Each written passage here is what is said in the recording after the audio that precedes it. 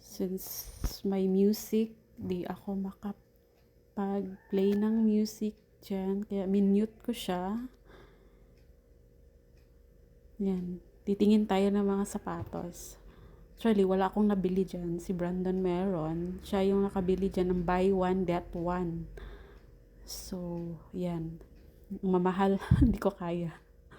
Ang mahal-mahal. Yan, nainggit lang ako sa mga sapatos na yan. Ang gaganda kasi. Maganda talaga sa Nike Factory ka bumili kasi ano yan, buy one get one. Oh. Basta kumuha ka lang ng mataas na price, then ang isa mapipili mo, free na siya. Kaya ang daming tao nung pumunta kami dyan. So mabilis ang video na lang to guys ha. Pasensya na sa boses ko. Hindi ako sanay mag voice over. Thank you so much.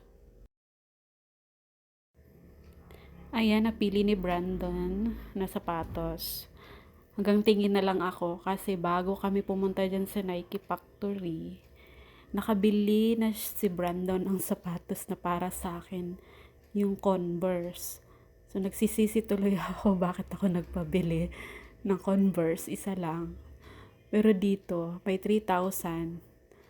Makukuha mo siya isa. Tapos may isa pa na libre kasi buy one get one nga siya.